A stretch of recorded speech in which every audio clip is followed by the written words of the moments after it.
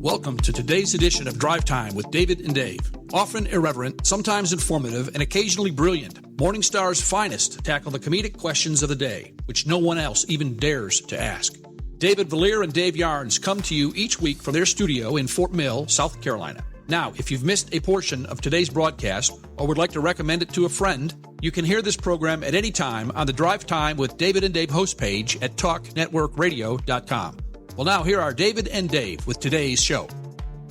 Welcome to Drive Time with David and Dave. Yep.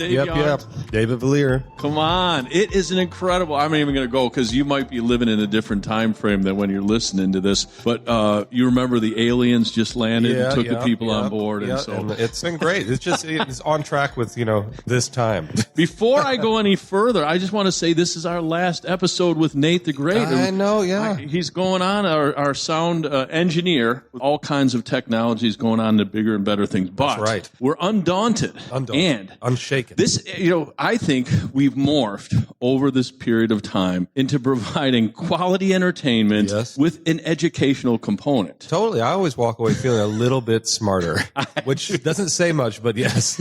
I think it's a fraction. So parents, bring your kids. I mean, this could qualify if you're homeschooling as an actual David and Dave Drive Time class. I wonder if you could get a credit for this. You could. Yeah. We'll give you a test at the end. So I want to talk about this one. This one, like some of this identified, some of it had a cringe factor. Like, you know what the cringe factor is? Yes. Just like made you cringe. This is the top 10 most bizarre phobias. Apparently, these are real phobias. I bet you I've got 6 of them. I'm going for number 7. No, listen, first of all, equal opportunity. If we don't want to offend you, maybe have somebody that's suffering with this, but come on, some of the stuff we've got to look at and, like, wow, this is bizarre, right? And you need Jesus any way you look at it. Exactly. I need Jesus, you need Jesus. So without further ado, for those of you that are driving, hopefully you're not flying an airplane or operating heavy equipment because you might just break out into laughter so much. So this one I thought, and I just want to slaughter the pronunciation right from the beginning. Optophobia, the fear of opening your eyes. What? I guess I could have that depending on where I was. Because, I've been in situations where I did not want to. Because it was, like, scary or you just didn't want to? Or just looking around. Like, there's been certain, when you drive through certain states and just don't want to see anybody. I don't even know what you're talking about, New Jersey. Mississippi. Anyway. God bless. There goes half of our audience. Right. So tell me about this. So then, you just kind of close your eye. Hopefully you're not driving at that point. No, definitely not driving. But yeah, I guess I could totally see that. I mean, I get that like during movies too. Oh yeah. Like you don't want to open your eyes, especially like scary movies. Yeah. We're not condoning them, but I'm just saying like I got that optophobia. And then it just keeps growing to the point where like I just like generally 9 to 5 Monday through Friday. I'm not going to open my eyes. Here's one. Chorophobia, the fear of dancing. Some people should have that. Some people. Is there? Can you catch this? Hopefully, we'll put someone in the group who can catch it. Or please. Now you've mocked my dancing publicly in the past. Yes. I just want to say, but in my heart, I feel like I'm a ballerina, like dubstep master. Right. In my body, I'm more of like I'm more like a Tyrannosaurus Rex on Quaaludes or something. Quaaludes. Wow. They don't even make Quaaludes anymore. That was an 80s reference. But, I love to dance. It's just, I think it's, probably don't look all that great. You know what Rick has always told me? What? He's told me this at least 5 times. He's told me that he used to be a killer dancer. He said he would stay up all night and dance. Can you imagine that? Let's all just visualize. Let's use our optophobia where we don't want to open our eyes and use our imagination, but where we can visualize Rick just dancing the night away. It's like, you can tell by the way. Yeah, he's just like, he's in those paisley suits, like, oh man, I would pay money to see that. Yeah, I think that would be good. Yeah. So he doesn't have, what do you think? These are kind of cool. I'm just going to go through this next one. Arachnophobia. I'm totally started. The fear of peanut butter sticking to the roof of your mouth. Like you won't go near that thing. So now, why? That's the craziest thing I've ever heard. What if you had, and I know this is, but what if you had like a support group and you went in, hi, I'm Dave Vallier. And I tried a Reese's peanut butter cup for the first time yesterday. I'm here. I made it through. They found me laying under a park bench, mumbling, never again, never again. So, but, I mean, I think it's, I don't know. I don't even think it's uncomfortable. I kind of like peanut butter sticking. I like it and hate it all at the same time. Really? I do get it because when you do that, and then you got to drink water, but the water makes it thicker. Ooh, yeah. You know what I'm talking about? Yeah. Like it doesn't go away. Hey, and what's up with peanut butter? When I was a kid, you had Jif, right? Right. That was a choosy mother's choose Jif. Right. Now there's like this one that my wife gets, and there's like a foot and a half of oil that sits on the it's so top. gross. And it takes me an hour and a half. I got to like mix it up or something. My wife always gets on me because I'm making our son Jacques a peanut butter and jelly sandwich, and she's like, "How could you make this much of a mess?" I'm like, "How can I not? This thing is literally it's just oil." And I'm just having to dig for the actual like butter, and I'm like, of course it's going to splash all over the place. It's disgusting. Like, just give me Jif, give me Peter Pan, It's like whatever. a centrifuge they make this stuff It's in. so nasty. Yeah. And I don't think it tastes that good either. It doesn't taste good. You know what I mean? I don't care if Jif is artificial. Give it to me. I'm thinking peanut butter. You got two ingredients, peanuts and butter. Yeah, mix exactly. it together. It's delicious. Exactly. I love both of them. Like, what are those people that think? Can they not pre-mix? They're like, just put the oil in. They'll figure it out when they get it. Don't worry. And we'll charge them twice the price. Yeah, this Gen Z, they're innovative. They can figure it out. Twice the price to figure it out. DIY butter. Right. Hey, did we just come up with some? DIY butter. Oh, listen to this one. I invented this one today. Sanitize. Yeah. It's an actual tie that when you rub your hands on it, it's got like hand sanitizer in it. That's amazing. So you just like rub it a couple of times Yeah. or wipe stuff off with it. Sanitize. That's actually really good. If anybody out there wants to partner For the with modern me, day businessman. I'm ready to go. So, Dipnophobia. It's easy for you to say. The fear of dinner conversations. Oh, I've got that. Do you? Yes. We've diagnosed. Yes. Ladies and gentlemen, we have a breakthrough. Yes, I've got that. While many people suffer from general form of social anxiety, dipnophobia takes a rather more specific twist and restricted to the fear of carrying on conversations while eating. Yes, I have. That Wow. 100%. Yes. I am not a fan, especially if it's a lot of people. Really? Oh, yeah. Like dinner parties, especially if I don't know you. Like, honestly, like we have a room up here, guys, for those of you who come to Morningstar, we have a room called the Bethany Lounge. Yes. Where we go and like, It's lot of an iconic room. Yeah, a lot of us go for dinner before and after services. Many, many times I walk in there and I look around and I don't know some of the people and I'm just like, oh no, I'm going to have to talk to them while I Woo. and everything inside of me just wants to grab the food and run, but I can never do it because I get sucked into a conversation. Yeah. Yeah. So for those of you that wouldn't understand this maybe or wouldn't think so like Dave and myself and others, we're kind of busy. It's almost like a 12 or 13-hour shift. You're taking meeting people, and that is the only time you get to eat. Right. You go to this little room. You kind of like sit with some of the other speakers. It's not quite the green room. No, it's not quite the green room. No, it's more of like a dinner area, like a lounge area. But I definitely have that there because I'm like, oh God, they're like, well, how long you been here? I'm like, I just want to eat. I don't have a lot of time. Please write us and tell us if you have any of these, and then we'll mock you. I mean, we'll try to help you. A neophobia, fear of new things. I definitely don't have. Yeah. So, I mean, but where does that kick in? Like, I guess like if it kicks in at age 2, right? That's pretty. Yeah, I could see. I think I know some people with a fear of new because some people really like habits and just I know a few people that literally do the same thing every day, every minute, every day. Look like wow. I could never do that. No, I wouldn't like that either. I do like patterns, but I don't. Yeah, I kind of like my car to be in the same. Exactly. I like to go home to the same spot. Yeah, but besides that, give me something. So what if you're like 102 and you're in good shape? Like I don't want to see anything new. I've been through 3 world wars. At that point, you deserve it. You deserve it. Yeah, Yeah, we're gonna just give you a pass on neophobia. I maybe suffered Syngenzophobia. Yeah, the fear of relatives. Yeah. Many of us experience embarrassment or irritation around family at times. However, those with syngenzophobia suffer from excessive fear of relatives. Yeah. An unhealthy fear of relatives. I could have that with some. Yeah, I could have some unhealthy fear for sure. I wonder what it is, though. Like, is it that they know you? Oh.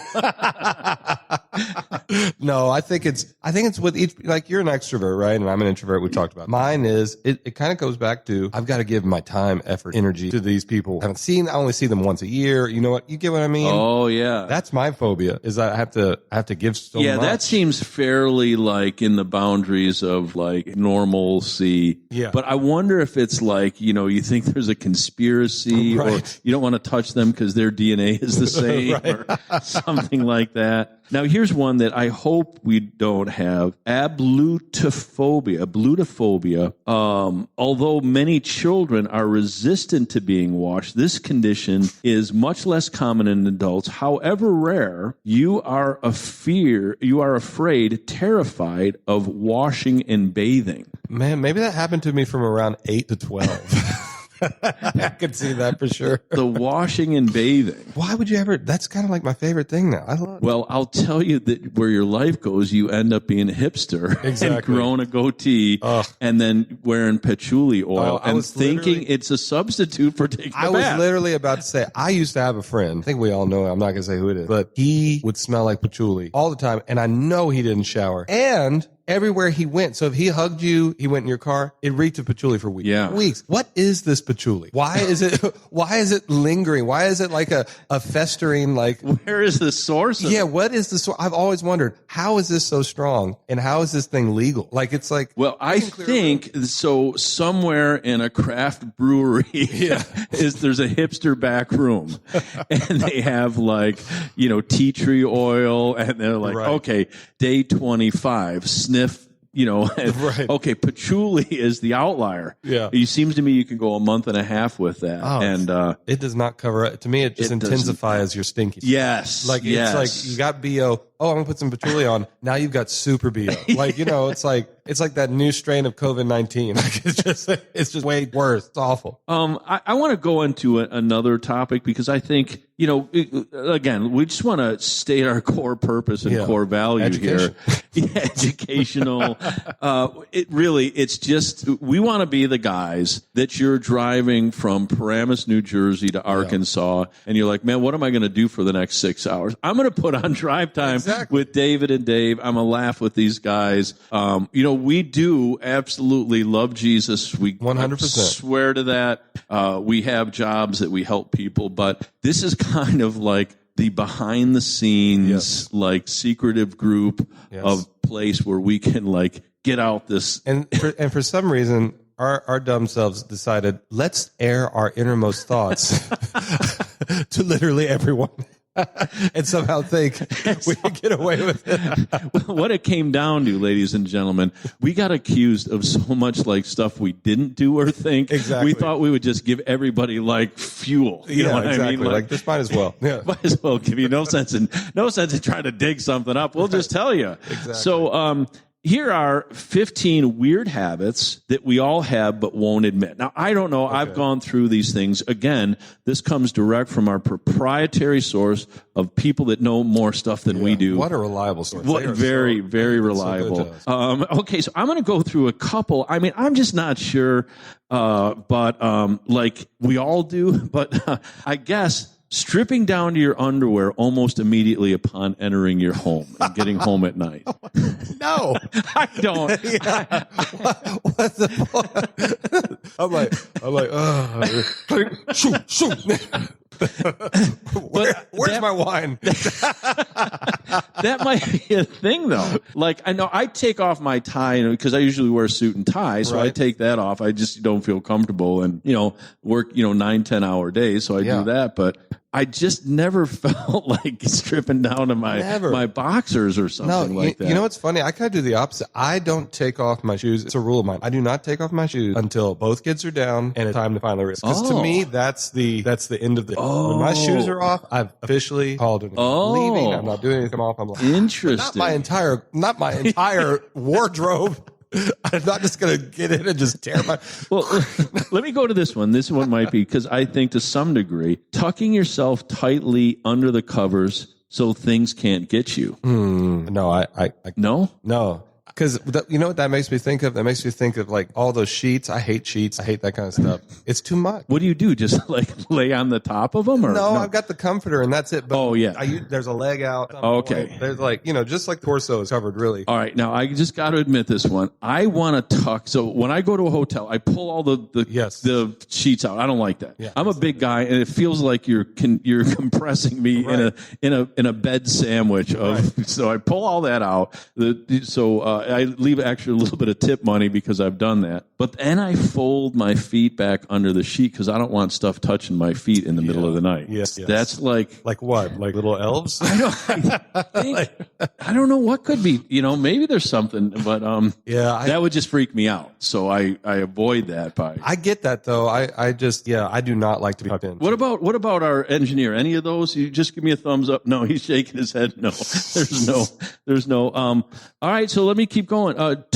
Cupping water in your hands from the shower and then dumping it out like a giant waterfall. No. What happened to our people that know more stuff? Or maybe we're just maybe everybody. Write us and let us know. Is everybody out there just nodding and going, yes, I strip down to my underwear, run to the shower, cup water, and then tuck my... That's crazy. This one I do, thinking of a comeback 4 hours too late. Yes. Yeah. Yes. I should have told that. Yeah, 100%. Mine are months, years later. I'll just think of something. I'll be like, that no good, low life. I was like, if I would have said, oh man. Then I see him, I'm like, hey Johnny, what's going on? So good to see you today. I think this is, the next one is something like this, remembering something funny from like 2 years ago and then laughing hysterically and then trying not to make yourself laugh and laughing even more. Yes, all the time. In like our big meetings we have, like around tables, that happens all the time. My mind wanders and I start thinking of stuff and I start giggling and I'm like, and I can't make eye contact with people like you or like, a few others because I know if I do, it's over. Yeah. And I'm going to start to make, I'll make like weird faces at you. Like I'll do something like really bizarre. Like, I have to like pinch myself many times. Like, and I'll wait till it's like something really tragic. Hey, we're going to go over the mortality of something, That would be so bad. Wait till the most inappropriate time. So, I mean, I don't know. I think it's better than remembering something horrible and reliving the trauma. So that's probably a good. Here's one. Weird habits that we all have but won't admit. I don't know. I think we're debunking that. Maybe some people have them, but they're kind of kooky. Turning the sound down in your car when it's dark out and looking for a house as that if somehow will improve your vision, not having the sound turned up in your car. What? Okay. Our source. All right. Now, so let's put yourself in that situation. You got to go and see Susie's house. Right. You're driving down 458 Elm and you're just not sure where it is. You got, dubs right. pumping, but as you get close and it's dark out, you turn it down. Oh, I guess I get what you mean. I have done that. Like, man, I've never thought of it improving my sight though. Yeah. Well, I think that's the whole thing. Like, we want to. Hey, I take it back. I am so sorry for saying that the source was bad. That's actually really accurate. Yeah, I think it is. How about this one? Skipping the bottom 2 stairs or running up the stairs on all 4s while at home. Running up the stairs like a dog? Like a dog. Apparently, we all have this habit. Every single God-fearing, mother-loving one of us does the stairs on all 4s, from granny to kids. I would imagine a grandmother doing that, just like...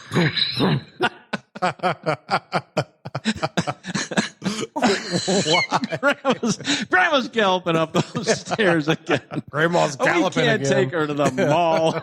She got caught on an escalator for an hour and a half the other day. This is the only time I feel alive. she's going up the down escalator. The highlight of my day since the 50s.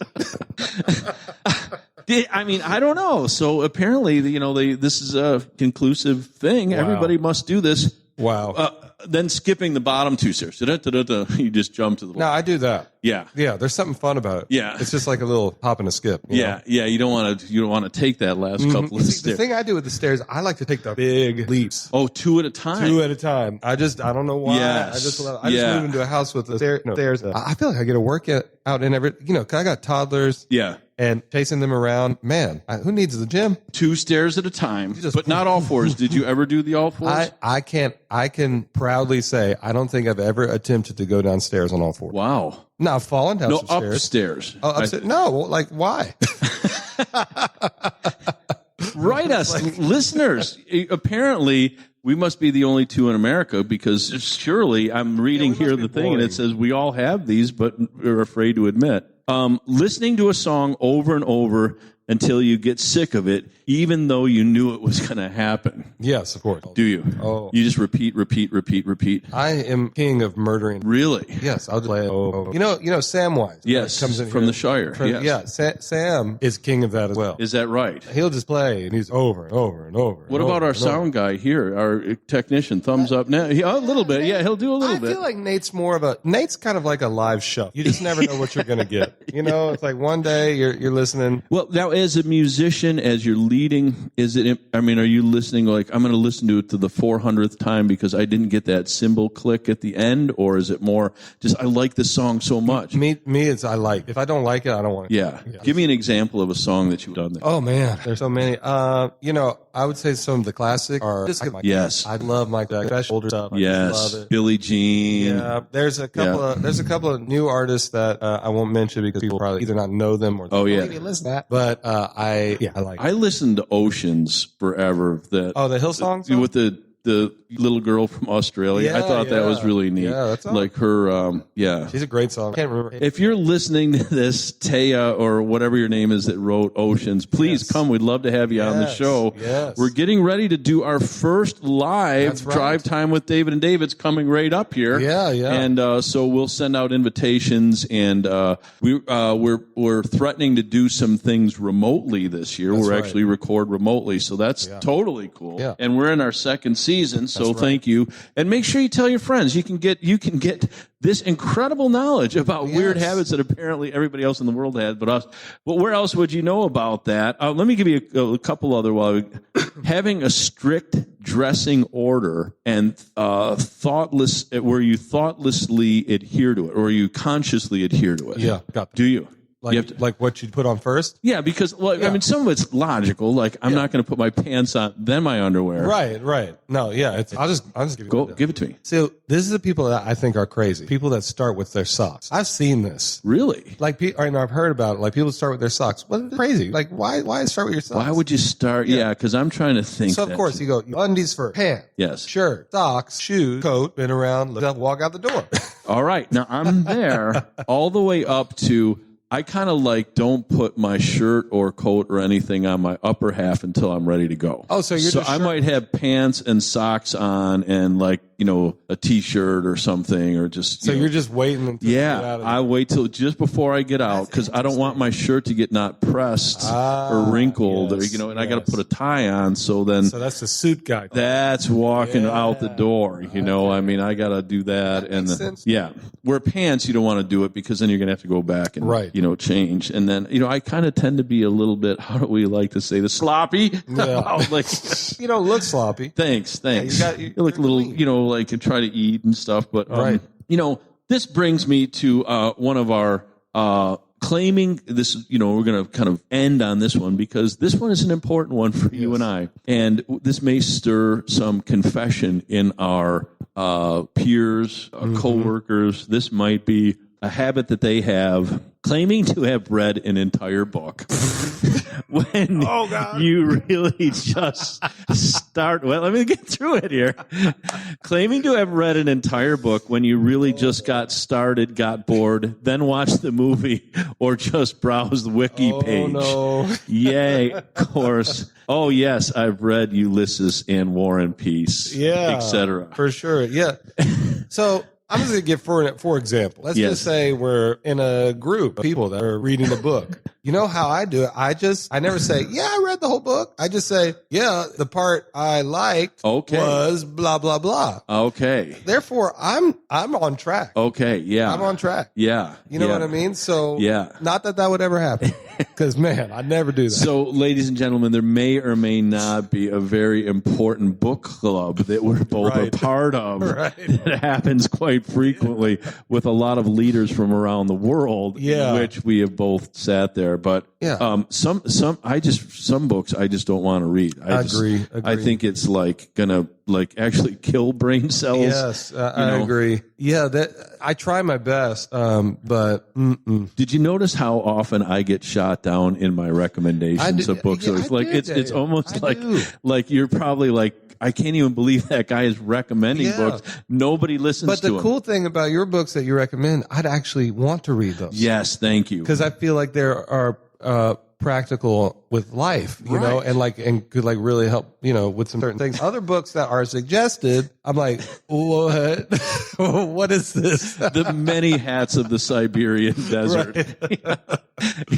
See, yet again, why do we air these grievances? Yeah, because this one could boomerang back, and I like it though. You know, seeing that this is our last show. Well, I did want to just kind of like turn it over. And, you know, first of all, I felt like, you know, when we first started doing the show, one of the things that got me was, like, I remember when I was first in business, I had a lot going on. I had a hotel, a bunch of other stuff. And I was just so, like, stressed every day. And then the Lord, like, sat me down and said, listen, you're going to go through these experiences. Right. That's not your choice. To some degree, the only choice you have is your outlook on it. Mm-hmm. And I'm like, well, I choose laughing and happy then. Amen. You know, I'd like to go through them those ways, then those ways, than stressed and miserable and grieving. And, you know, because that is like a gravitational pull, that negativity. Yeah. So, you know, I mean, you got to laugh at yourself. You know, I want to go out working on laughing at myself, you know, being lighter about stuff, you know, admitting my own shortcomings. And what about you? I mean, how does that look to you? Yeah, I just always live by the thing, don't take your towel? Don't take your towel off ever. No. There's a phobia for that. A towel phobia. I always go with, don't take yourself too seriously. Yeah. Don't get upset over things that aren't worth your time. You know what I mean? Yeah. You model that too. It's very, you know, I just try to just see the good. And like, I talk to my wife about this all the time. Just like, there's a lot of crap that goes on inside, but there's a lot of good. Yeah. I'm like, and I choose to see the good. So that's how I look at it. And I feel like that's how I stay positive. Like, thinking my friendships, my family, my wife, or even, you know, I'm happy, you know, I just think I'm happy. Yeah. And I think, you know, so, you know, I'm sorry if we took your podcast time from Greek and Hebrew study of certain scriptures. I'm sure that's important, but you know, this is a chance for people to lighten up and learn a few things. That's right. I think, like, is there a certain genre of people like they, I've met the Christians that kind of, and this may be controversial too, but they kind of do yoga and they kind of like essential oils, but they seem pretty like joyful and peaceful in life, right? Yeah, they do. We won't get started on the yoga. But you know, I would much rather be around a happy lover than one that takes it seriously. Yes. Because that is something that's popular. I don't know who started it and why they started it, but like being an angry, like charismatic Christian has become like popular. Yes. I don't understand. Like what Jesus are you modeling at? But anyway, don't get me started on that one. I like to believe that he's a joyful, happy person that loved life, loved people, you know? Yeah. And occasionally, did he go into the shop and flip over tables and have a whip? Once in a while, we all got to do it. But you know what? Afterward, he probably had a laugh with his disciples and said, you see that guy? It's like, see Elvis pottery? You know, and I think, listen, ladies and gentlemen, thank you for joining us today. And, you know, certainly we want to invite you to come and see us in our natural habitat here at Morningstar, just south of Charlotte, North Carolina, just a couple of minutes from the airport. something goes on every day of the week. day. You know, we should do our next episode about just daily craziness that we see. Oh man, yeah, we could go on for hours. It might be too offensive to people. There's always stuff going on here. Always plenty of room for you to stay. You can come and get a hotel, stay a day, a week, a month, stay with us, go to all the meetings and stuff like that. We'd love to have you. We would, and we do like showing you that there's a human side to. So take absolutely. us out. Well, just remember, choose happiness. Don't be scared of weird things. I mean, and if you are, try to identify it. Look it up. What is the fear of blah, blah, blah? Apparently, I have a fear of dinner conversations. Yes. But yeah, just be happy and enjoy yourself and listen to us as much as you can. We've got 2 seasons worth. We've got more coming. So it's gonna be great. You can drive from New York to L.A. Yeah. I think. Well, no, you probably bottom out like somewhere in the desert. Yeah. But almost you could drive the whole way. We need like another season to get you to that. But But anyway, find us on all the streaming platforms. Share, like, tweet, Insta, all that kind of stuff. And we will talk to you next time here on Drive Time with David and Dave. All right, see you later. Thank you, guys. David and Dave are David Vallier and Dave Yarns of Morningstar Ministries. If you would like to know more about Morningstar Ministries, please visit their website at www.morningstarministries.org. Join us next time when we continue with the next edition of Drive Time with David and Dave. For David and Dave and their studio team at Morningstar Ministries, this is Chuck Christie saying thanks for lightening up with us. Psalm 2 verse 4 starts out, "For he who sits in the heavens laughs." Tune in again next time and laugh with us. Until then, remember to share, tweet, Insta, Snap, and look us up on Apple and Google Podcasts, Spreaker.com, iHeart, Spotify, and SoundCloud, and many other podcast portals. Make it a great week.